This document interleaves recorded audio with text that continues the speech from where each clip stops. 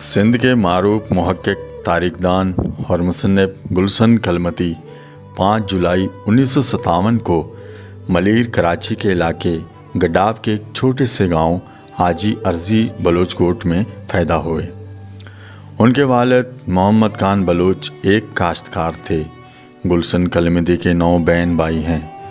ان کی شریک حیات ان کی چچا کی بیٹی ہیں جو خود بھی ایک اعلیٰ تعلیم یافتہ خاتون ہیں۔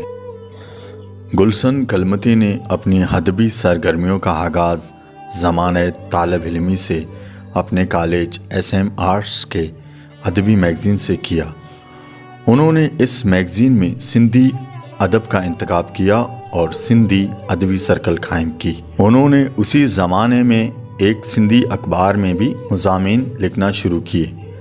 گلشن کلمتی نے 1982 میں کراچی یونیورسٹی سے صحافت کی ڈگری حاصل کی اور محکمہ بلدیات میں ملازمت اختیار کی۔ ضلع کونسل کراچی میں بحیثیت افسر تعلقات عامہ مقرر ہوئے۔ وہ مختلف اہم ذمہ دار عہدوں پر فائز رہے، جن میں ٹاؤن میونسپل افسر گڈاب ٹاؤن کے علاوہ ڈائریکٹر اطلاعات ضلع کونسل کراچی کے بھی خدمات انجام دی، اور اسی عہدے پر وہ 2017 میں ریٹائر ہوئے۔ گلشن کلمتی نے اپنی سیاست کا آغاز نیشنل اسٹوڈنٹ فیڈریشن سے کیا، جبکہ 1984 میں وہ بلوچ اسٹوڈنٹس آرگنائزیشن BSO میں شامل ہوئے اور گڈاب زون کے صدر منتخب ہوئے۔ اس کے بعد گلشن کلمتی نے رسول بخش پلیجو کی عوامی تحریک میں بطور ہمدرد کام کیا۔ 1986 میں عبدالواحد آرے سر کی قیادت میں GA سندھ ماس میں شمولیت اختیار کی، لیکن جلد ہی اس نے GA سندھ کو بھی الوداع کہا۔ 1990 میں قادر مکسی کی سندھ ترقی پسند پارٹی میں شامل ہوئے اور ماما رحیم بلوچ کے ساتھ مل کر کراچی دیہی علاقوں میں سندھ ترقی پسند پارٹی منظم کرنے کی کوشش کی، مگر مزاج میں ادب کا رجحان زیادہ غالب رہا۔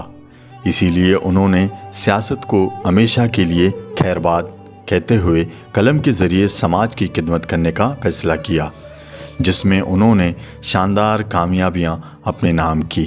گلشن کلمتی نے 1988 میں کراچی سے شائع ہونے والی سندھی اخبار عوامی آواز کے ادبی صفحے موردی جی ماگ میں اپنے قلم کے جوہر دکھائے۔ عوامی آواز کے پلیٹ فارم سے کراچی کی دیہات کی تاریخی مقامات، قبائل اور جغرافیہ کے بارے میں وسیع معلومات اپنے قارئین کی نظر کیے۔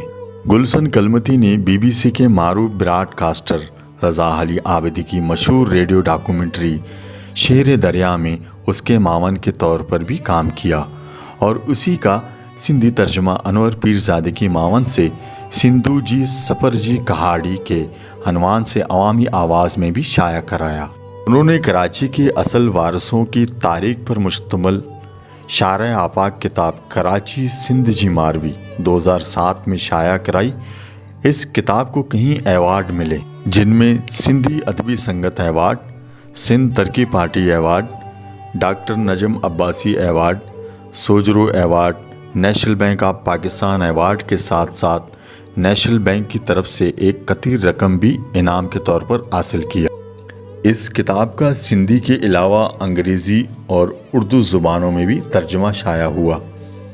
کراچی کے نامور شخصیات پر مشتمل کتاب کراچی جا لاپانی کردار بھی گلشن کلمتی کی تحریر ہے۔ یہ کتاب سندھی، انگریزی اور اردو زبانوں میں شائع ہو چکی ہے۔ اس کے علاوہ ملیر کی کہانی کی عنوان سے کتاب لکھی، جس میں ریتی بجری نکالنے کی وجہ سے ملیر میں زراعت کی تباہی اور زرعی محنت کش خواتین کی حالت زار کی تفصیلات درج ہیں۔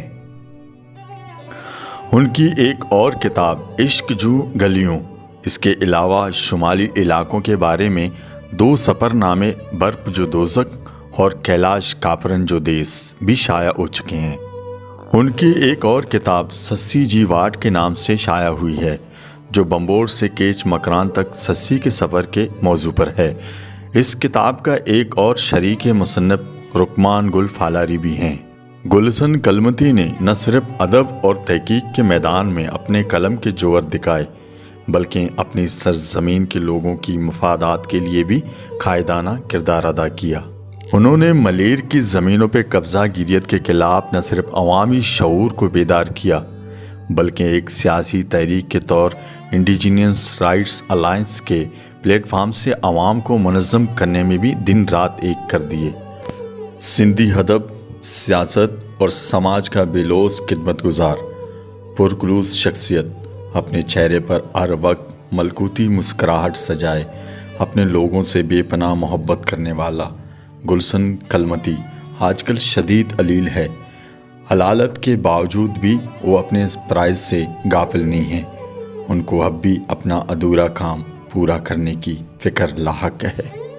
ہماری دعا ہے کہ خداوند تعالیٰ سائیں گلشن کلمتی کو صحت کاملہ عطا فرمائے تاکہ وہ نہ صرف اپنا ادھورا کام مکمل کر سکے بلکہ اپنی قلم سے سماج کے لیے بھرپور خدمت جاری کر سکے۔ آمین ثم آمین۔